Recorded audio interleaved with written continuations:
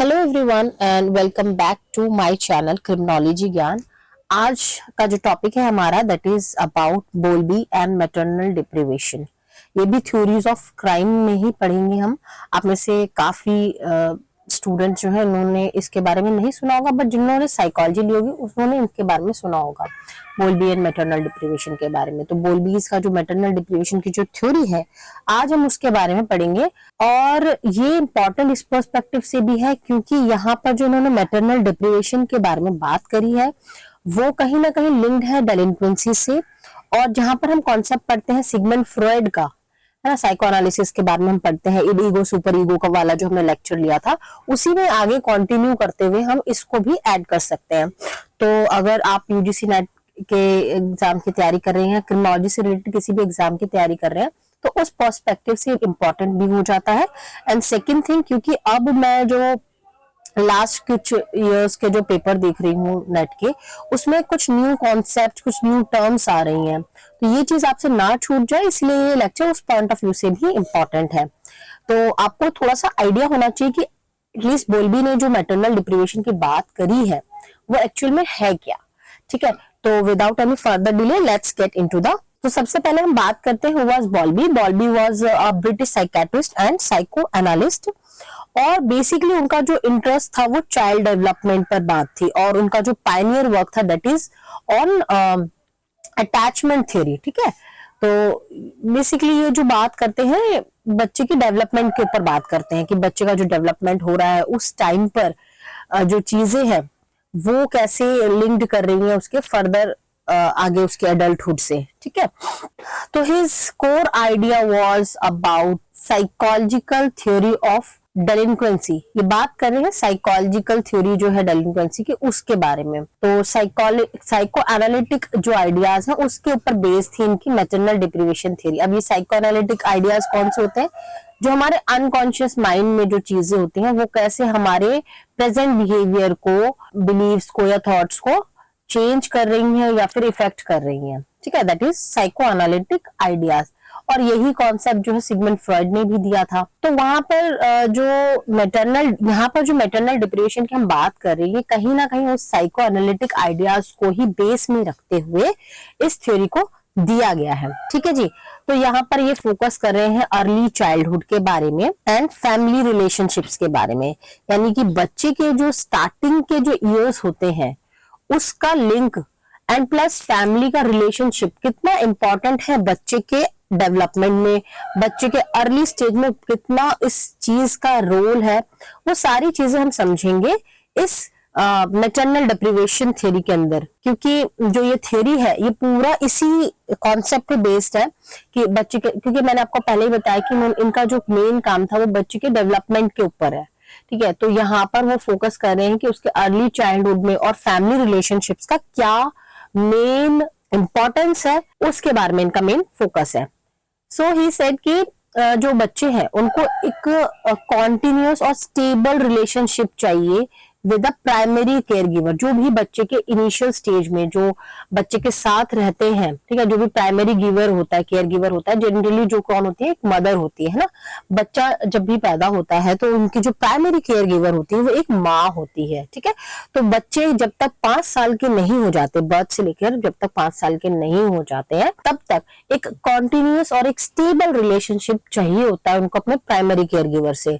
अब यहाँ पे मैटरनल डिप्रिवेशन थ्योरी जो है मेनली माँ को ध्यान में रखते हुए दिया गया है। मैटरनल डिप्रिवेशन थ्योरी इसलिए बोला गया है कि मदर जो होती है वो जनरली जो होती है केयर गिवर होती है, जो जैसे वो मिल्क बॉन्ड शेयर करती है अपने बच्चे के साथ, है ना।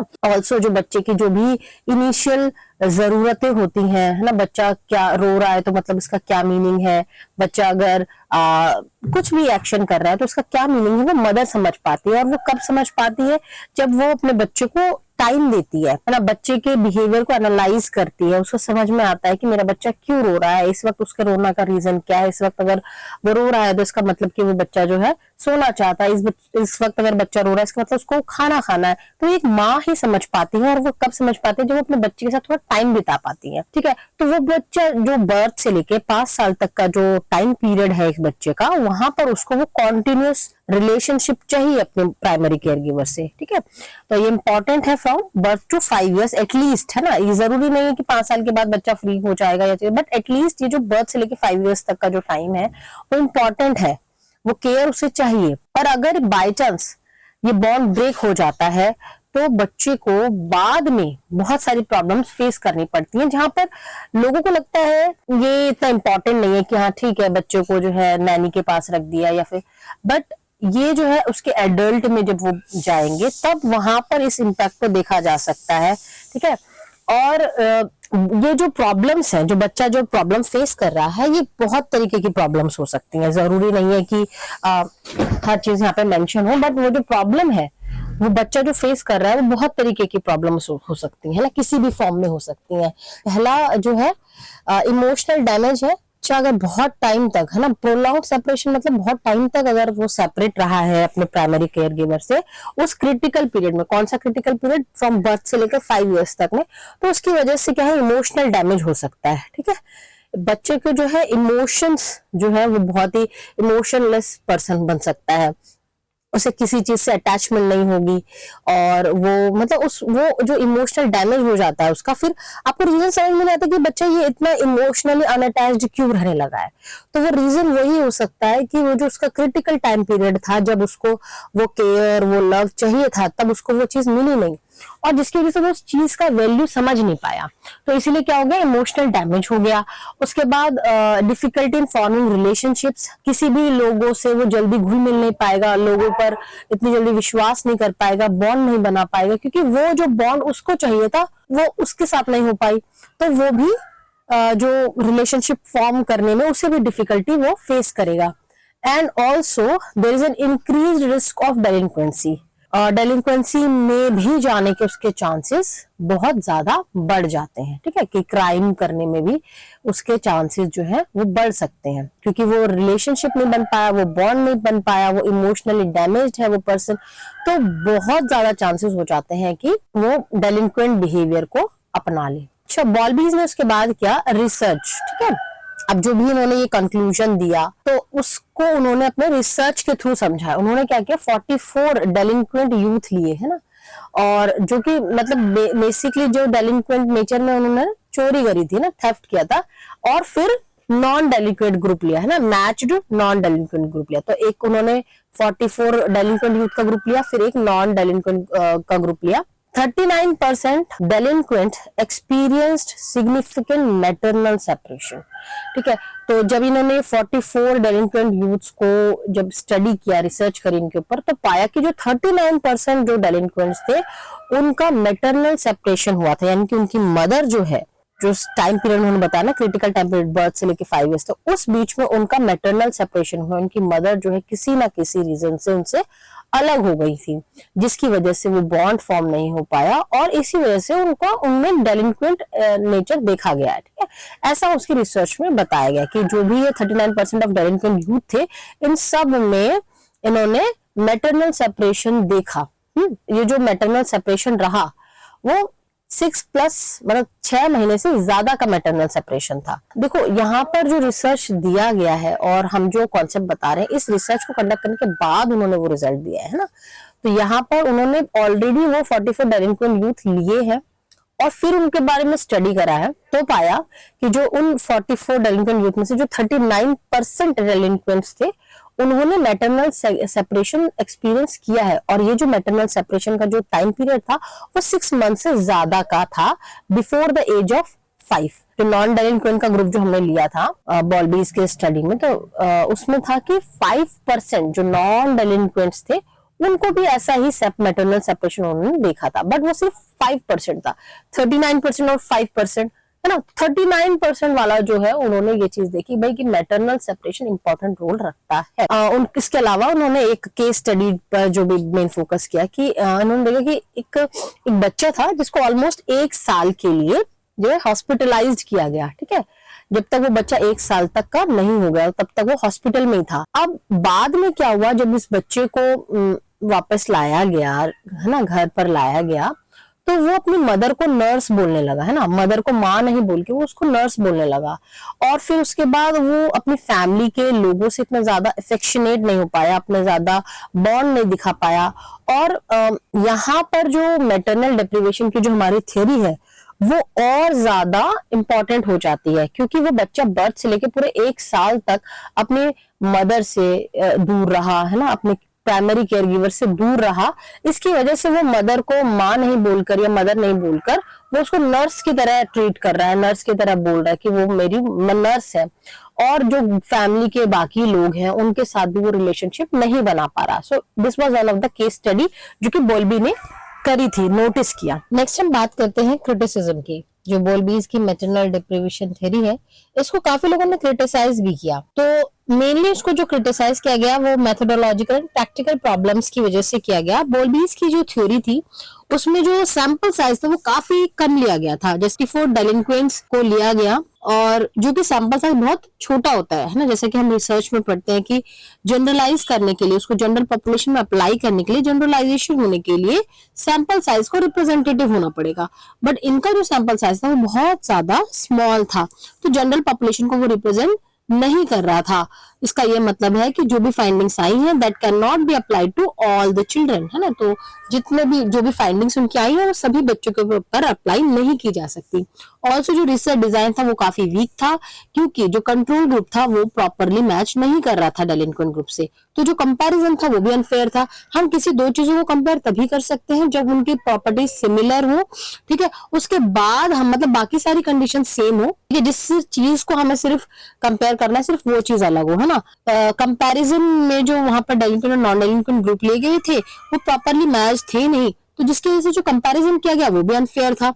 तो कंट्रोल ग्रुप भी अगर आपका वीक है तो जो चीज हम निकालना चाह रहे हैं वो सही निकली है या नहीं वो हम कैसे देखेंगे। तो दिस डिजाइन ही वीक था, तो इस बेसिस पर उसको क्रिटिसाइज किया गया। काफी अलग अलग लोगों ने अलग अलग बातों से उसको क्रिटिसाइज किया। उसके बाद बारबरा वॉटन ने 3 इंपॉर्टेंट क्रिटिसिज्म दी बॉल्बीज थ्योरी के इन द ईयर 1959। पहला कि no proof of permanent damage, ठीक है, बॉल्बी ने जैसे कहा कि अगर मदर को बहुत लॉन्ग टाइम तक जो है बच्चे से अलग कर दिया जाए तो उसकी वजह से एक लॉन्ग लास्टिंग इमोशनल डैमेज हो जाता है। बट उन्होंने कुछ ऐसे एविडेंस शो नहीं करे प्रॉपर कि ये जो है जो ये डैमेज हुआ है, जो इमोशनल डैमेज हुआ है वो बाद में ठीक नहीं किए जा सकते, ऐसा कोई उन्होंने एविडेंस तो दिखाया नहीं, तो परमानेंट डैमेज का कोई प्रूफ नहीं था। सेकेंड वन, सेपरेशन जो है वो कॉमन है बट डेलिंक्वेंसी इज नॉट, मतलब बहुत सारे बच्चे ऐसे हैं जिनको उनकी मदद से अलग कर दिया जाता है, लेकिन उनमें से काफी सारे जो बच्चे हैं वो डेलिंक्वेंट नहीं बनते हैं।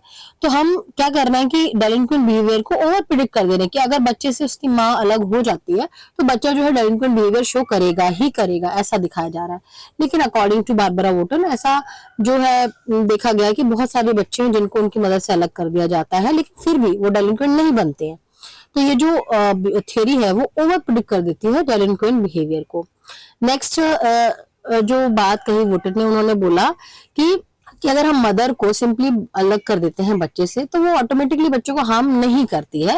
व्हाट रियली मैटर्स कि जो भी हम उसको क्वालिटी केयर दे रहे हैं, इमोशनल रिलेशनशिप दे रहे हैं, वो कितना सुटेबल है बच्चे के लिए, बच्चा उसको कितना फील कर पाता है, नॉट जस्ट फिजिकल प्रेजेंस। हो सकता है कि बच्चे को फिजिकली प्रेजेंट है मदर लेकिन बच्चे को क्वालिटी केयर नहीं दे रही है, इमोशनल रिलेशनशिप प्रोवाइड नहीं कर रही है, तो भी उसका कोई मतलब नहीं है। तो क्या मैटर कर रहा है, सेपरेशन, फिजिकल सेपरेशन मैटर नहीं कर रही है, मैटर क्या कर रहा है, क्वालिटी ऑफ केयर या इमोशनल रिलेशनशिप जो कि मदर अपने बच्चे को दे रही है। Separation is not same as deprivation, ठीक है। नेक्स्ट जो माइकल रटर है, इन्होंने बॉल्बी की थ्योरी को क्या कहकर क्रिटिसाइज किया कि separation from the parents in childhood is not the main cause of delinquency, ठीक है, मेन कॉज नहीं है। अगर बच्चे को पेरेंट्स से चाइल्डहुड में ही अलग कर दिया गया है तो वो उसका मेन कॉज नहीं है डेलिंक्वेंसी का। According to Rutter, research evidence does not strongly support Bowlby's claim that separation alone leads to criminal behavior, क्योंकि उन्होंने भी काफी सारे रिसर्चेस करे और उन्होंने बोला कि भाई ये जो बात है बॉल्बीज की कि अगर उनको अलग कर देते हैं पेरेंट्स से, तो बच्चा जो है डेलिंक्वेंट बनेगा। Separation alone leads to criminal behaviour, ये जो बोल्बी का क्लेम है ये गलत है। ठीक है, तो रटर ने अपना रिसर्च किया और उन्होंने कुछ इंपॉर्टेंट चीजें बताई कि जो बच्चा जो है जहां पर ऐसी फैमिली में वो ग्रो कर रहा है, ऐसे फैमिली में वो बच्चा पल बढ़ रहा है जहां पर कांस्टेंट कॉन्फ्लिक्ट्स हो रहे हैं, टेंशन है, पुअर रिलेशनशिप है, तो वहां पर चांसेस है कि बच्चा जो है आगे जाकर डेलिंक्वेंट बिहेवियर को शो कर सकता है। तो बेसिकली उन्होंने क्या बताया कि फैमिली डिस्कॉर्ड जो है वो एक स्ट्रॉन्ग फैक्टर है, सेपरेशन नहीं है। ठीक है, सेपरेशन, अगर बच्चा सेपरेट नहीं हुआ है अपने पेरेंट्स से लेकिन फिर भी उसके फैमिली के अंदर कॉन्टिन्यूअस कॉन्फ्लिक्ट देखने को मिल रहा है, टेंशन है, पुअर रिलेशनशिप है, तो फैमिली में होते हुए भी उसके बावजूद भी बच्चा जो है डेलिंक्वेंट बिहेवियर को शो कर सकता है। तो it is not about the separation, it's about the family Discord. और ये इन्होंने अपने खुद की रिसर्च में देखा। एट द सेम टाइम बहुत सारे ऐसे लॉन्ग टर्म स्टडीज हैं जिन्होंने पाया कि जो अर्ली सोशलाइजेशन एक्सपीरियंसेस हैं, जैसे कि पेरेंटिंग स्टाइल कैसा है, emotional support, discipline, family environment, ये सारी चीजें इंपॉर्टेंट है कि बच्चा बाद में लाइफ में कैसे बिहेव करेगा। ठीक है, अगर उसको पेरेंटल सपोर्ट नहीं मिला, अगर उसको फैमिली एनवायरनमेंट अच्छा नहीं मिला, इमोशनल सपोर्ट अच्छा नहीं मिला, पेरेंटिंग स्टाइल अच्छी नहीं है, तो बच्चा उस हिसाब से जो है आगे अपने लाइफ में बिहेव करेगा। फॉर एग्जाम्पल एक स्टडी करी गई नॉर्थ इंग्लैंड में बाय कॉल्विन एट ऑल 1988 में। उन्होंने क्या पाया कि जिनके भी पेरेंट जो हैं बच्चे के 5 साल होने से पहले ही अलग हो जाते हैं या डाइवोर्स हो जाते हैं, तो बहुत ज्यादा चांसेस रहते हैं कि वो बच्चा जो है 32 साल की उम्र तक जो है वो कन्विक्ट हो सकता है, डबल हो जाता है वो रिस्क। ठीक है, so 53% of these boys were convicted compare to 28% of boys from intact families. तो इनको कंपेयर किससे किया गया, इन बॉयज को इंटैक्ट फैमिलीज के बच्चों से करा गया, तो वहां पे पाया गया कि 53% जो है ऐसे बच्चे थे जिनका जो पेरेंट्स से जो सेपरेशन है वो 5 साल से पहले ही हो गया था, मतलब पेरेंट्स का आपस में डाइवोर्स, सेपरेशन, वो सब पहले ही हो गया था, उसके 5 साल से पहले ही। तो उनका जो कॉन्विक्शन है वो 53% था, और बाकी जो इंटैक्ट फैमिलीज में जो कॉन्विक्शन देखना वो दैट इज ओनली 28%। सिमिलरली एक और स्टडी करी गई न्यूजीलैंड में हेनरी एट ऑल से 1996 में ये स्टडी करी गई है। इन्होंने क्या दिखाया कि boys from single parent families, ठीक है, जो कि सिंगल पेरेंट फैमिली या तो मदर के साथ है या फादर के साथ है सिर्फ, तो वहां पे हायर रिस्क रहता है कन्विक्शन का। और बाकी और भी रिसर्चर्स थे जैसे मैकॉर्ड ने, उन्होंने भी इसी तरीके के ही रिजल्ट्स देखने को मिले कि बच्चा जो है या तो अलग हो रहा है या फिर सिंगल पेरेंट्स द्वारा ही केयर करी जा रही है, इस तरीके से, मतलब फैमिली का जो लव और केयर का जो क्वालिटी है दैट मैटर्स। ठीक है, अब ये थ्योरी जो है लेस पॉपुलर क्यों है आज, क्योंकि अकॉर्डिंग टू रटर एंड व्हीलर ये कह रहे हैं कि भाई देखो पूरी तरीके से थ्योरी गलत नहीं है। फैमिली डिस्कॉर्ड जो है रीजन है बच्चे के लेटर लाइफ में डेलिंक्वेंट होने का, बट मतलब पूरी तरीके से थ्योरी जो है आपकी गलत नहीं है, लेकिन एक क्राइम को एक्सप्लेन करने के लिए पूरी तरह यूजफुल भी नहीं है। ऑल्सो ये क्राइम प्रिवेंशन में भी हेल्पफुल नहीं है। तो इसीलिए हमारा मेन देखो, हम कोई भी थ्योरी बना रहे हैं, है ना, तो वो क्या करनी चाहिए, वो या तो क्राइम को अच्छे से एक्सप्लेन करनी चाहिए या फिर क्राइम को प्रिवेंट करने में हेल्प करनी चाहिए। सिंपली आप बहुत एक छोटा सा सैंपल साइज लेके उसको जनरलाइज कर रहे हो और फिर वो जो है कंप्लीटली इस चीज को एक्सप्लेन भी नहीं कर रहे हो, तो there is no point of taking this theory. तो इसीलिए ये थ्योरी जो है अब पॉपुलर नहीं है या लेस पॉपुलर है। ठीक है जी, so that's it for today's video and I hope आपको ये वीडियो हेल्पफुल लगी होगी। और जिन लोगों ने भी इस थ्योरी को पहली बार समझा या सुना है क्रिमिनोलॉजी के स्टूडेंट, नीचे कमेंट कर दीजिए मुझे। एंड ऑल्सो ये थ्योरी आपको कितनी समझ में आई वो भी आप मुझे नीचे बता सकते हैं। कोई डाउट है तो भी कमेंट बॉक्स में मुझे बता सकते हैं। एंड मिलते हैं नेक्स्ट वीडियो में। Till then bye bye and take care.